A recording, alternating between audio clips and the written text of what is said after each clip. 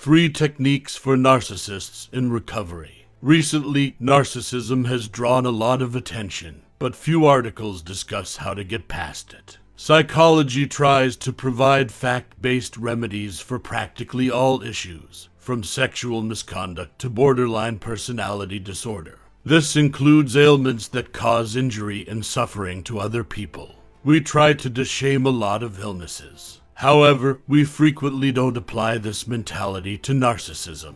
Articles on narcissism typically have a shame-on-you attitude. Can you become a narcissist in recovery? Sure, even if you don't now have a strong motivation for that, this still holds true. People frequently lack initial awareness of their circumstances or a desire to alter them. I could provide numerous, varied examples of this, some of which might be unexpected. For instance, those with anorexia typically don't want to put on weight. Hoarders frequently don't want to quit collecting things. And those who have agoraphobia might not even want to start leaving their home. If you have one of these disorders, you might want to feel better, but you don't want to alter your habits or stop using your crutch. Therefore, a narcissist's lack of understanding or desire to change isn't the only obstacle. Individual differences exist in insight and the motivation to change. A narcissist could visit a therapist for a different reason, such as depression, relationship issues, or issues with drugs or alcohol. In actuality, neurotic people are by definition vulnerable narcissists. Narcissists typically have little interest in altering their behavior unless doing so will significantly advance their success and happiness. We can still deal with that, though. Here are 3 methods to think about if you want to become more a recovering narcissist. 1. Gain a deeper understanding of the positives and negatives of your personality. I've authored a number of articles regarding self-help techniques for narcissists who are aware of it. An excellent place to start is with this article, which discusses 9 different entitlement attitudes and how to combat them. This post about the self-destructive behaviors narcissists engage in is worthwhile to read if you lack awareness of your narcissism, but are even just a little receptive to developing it. The study by Scott Barry Kaufman on the connection between narcissism and imposter syndrome is intriguing and has the potential to improve your understanding of yourself.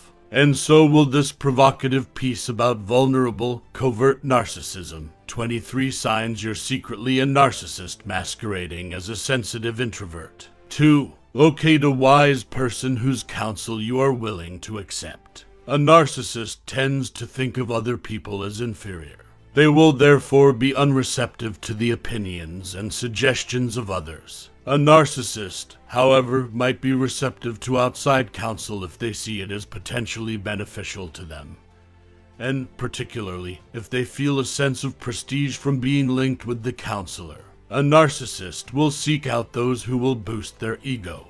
A competent therapist will push a narcissist without crushing their ego to the point where they become unresponsive to being pushed. The work done in treatment for other issues can help a narcissist see more points of view and protect their ego less, even if they aren't seeking therapy specifically for narcissism. Narcissists can gain from mentors who they respect enough to allow themselves to be challenged by and whose counsel they are ready to heed in other contexts, such as the workplace, without necessitating for every idea they pursue to have originated from them. 3. Think about accepting the term. It's not the end of the world if you realize you have some narcissistic traits. You shouldn't use the term narcissist to denote that you are a nasty person who is unworthy of love, self-esteem, progress, or any other basic human needs. Extreme personalities of any kind make it difficult for people to advance in society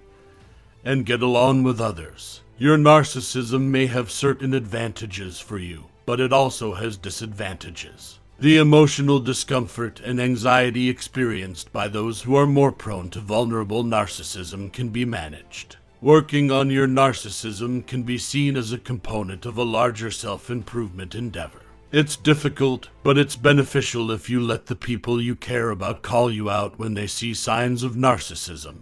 You can get better at noticing it by doing this. Although you don't have to admit to being a clinical narcissist, you might acknowledge that you do. No one will wish to associate themselves with a label if they believe doing so will classify them as a hopeless case or unworthy of assistance. Because of this, narcissism shouldn't be used disparagingly or as a pejorative term in psychology. In order to change those kinds of attitudes, psychology can be a little slow. For instance, borderline personality disorder was once stigmatized, but as more effective therapies emerged, psychologists' perceptions of people with these tendencies changed.